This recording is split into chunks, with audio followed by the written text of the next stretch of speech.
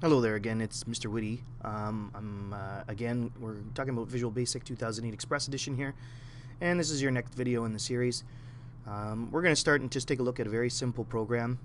We did this example in class. I'm just putting it in video form so that you have it available to you in the future if you need to be using it to create programs. So we're going to create a very simple program here. It's the Hello World program, which is typical program of all beginning programming. So I'm going to add a label to the screen.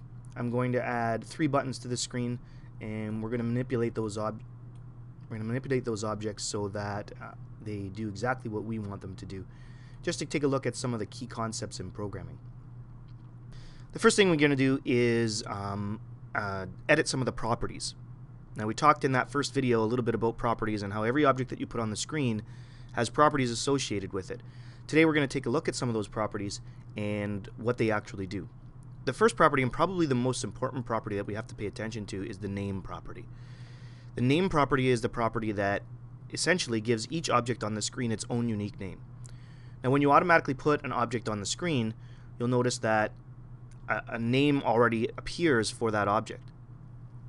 But we don't want to use that name. I often use the analogy of being born. When you were born, your parents gave you a name that would uniquely identify you as an individual.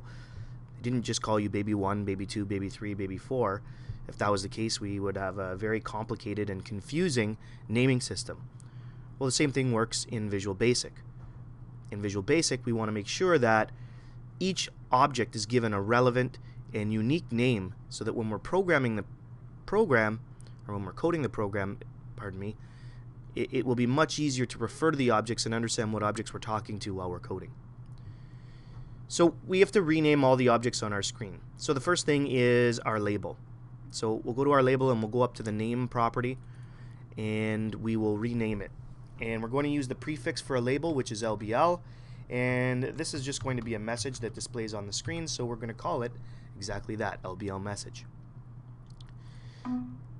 Then we go to our button, and we're going to rename the button, and a prefix for button is BTN.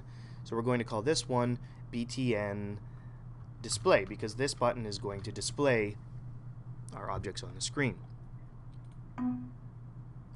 The next one is going to be BTN clear or reset. This is going to reset our screen to its original form. And then the last one is going to be BTN exit. Should always have an exit button with every program that you create. Even if the screenshot doesn't show an exit button, you should be creating an exit button and a clear button or a reset button or a start over button. There should always be a way to kind of get to the original or the beginning of the program. And there should also be a way, other than this close button that's already on all Windows forms, other than this, you should always have an exit button. So that's the name property. Next thing we have to change, obviously, is the text property. And the text property is what gets displayed on our objects. Now, to start with, we're going to change our buttons. So this is the display button, and we're going to change the text property so that the user understands better what this button actually means. So I'm going to put display message, hit enter, and you'll notice that only the word display shows up. Well, we have to make this button a little bigger so that the entire message shows up. We're also going to change the name of the other two.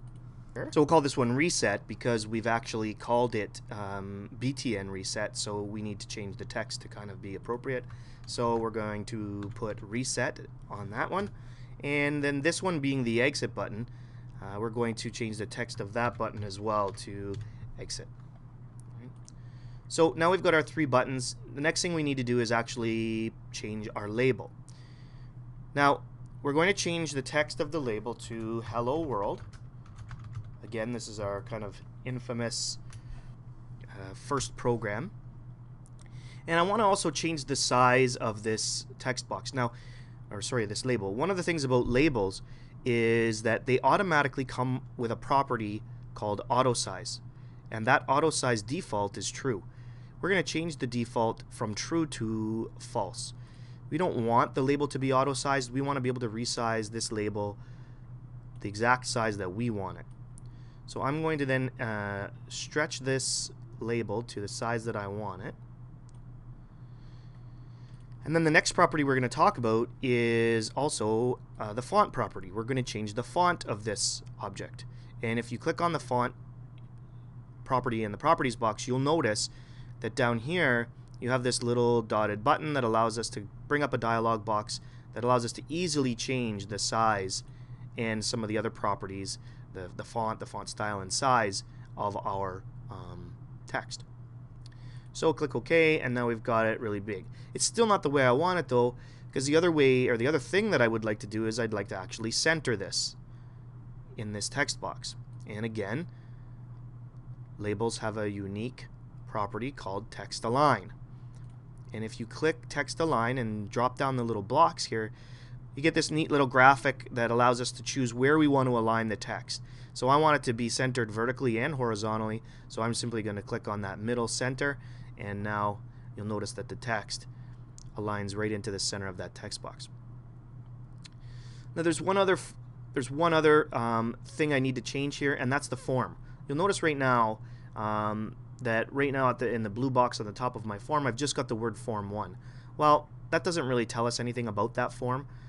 So this is going to be my first program. And then you'll notice that once I change that text property, the text shows up here is my first program. We should also change the name of our form. Again, just like baby being born, we need to change our name of our form so we can reference it better. So we'll call it FRM first. Okay, so we're now ready to run the program. If we run the program, you'll notice that right off the top, the program runs, and Hello World's already there. Well, we don't want that. We want this program to be something where when we click on the button, it displays the message. When we click on reset, the message goes away, and then when we press exit, the program closes. And that's where coding comes in. And that's kind of the key to any programming. So we're going to then take a look at the coding window. Now there's a couple of ways, actually there's a few ways of getting into the coding window. The first way to get into the coding window was by clicking this little button up here, which we talked about a little bit when we were dealing with the Visual Basic environment. An easier way to look at it, and a more simple way to actually get into that, is to double click the object that you want to program. So one of the key things about programming with Visual Basic is that in order to know where you need to put the code, you have to think of something.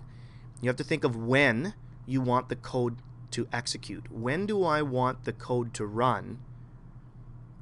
After doing what do I want that to happen? So we want this message to be displayed when we click on display message.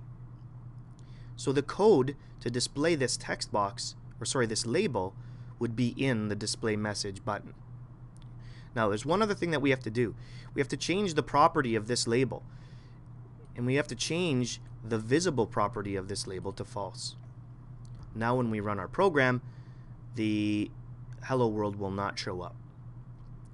So again, double click on display message, and you'll notice now that you come into a coding window. And in the coding window, if you double click on an object, it automatically brings you into the sub-procedure for that object. And the sub-procedure is basically the procedure that object is creating. It's an event. We call it an event procedure in Visual Basic. And you can see right here, private, which means that this sub-procedure is a private sub-procedure. That you don't need to worry about right now. Sub, meaning sub-procedure. And then there's this name of the sub-procedure. And we know what this sub-procedure does simply by looking at the btn display underscore click, which means we're clicking on the btn display button. So that's what this event is. So now we're going to enter the code that actually displays our Hello World label on the screen. And remember back to object.property equals value. It's simply an assignment statement. LBL message dot text. It's the text property that dot visible. It's the visible property that we want to demonstrate. So LBL message dot visible equals. Now we've got it set to true, but if we want, we've got it set to false right now. But if we want it to actually display, we're going to set that to true.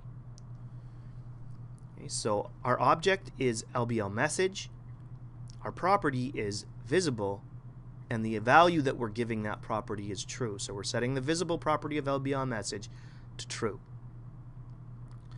And now, if we run the program, and we can run the program straight out of the code window, when we run that program, you'll notice, just because we set the visible property to false in our properties setting, when we click on display message, hello world shows up. Now the reset and exit button haven't been coded yet, so neither one of those will work even if we click on them. So we need to close our program, and we're going to actually code them. So again, we can go back to our form and double click on the reset button, and on the reset button we simply want to make the label invisible, or we want to set the visible property to false. So we simply say LBL message dot visible equals false.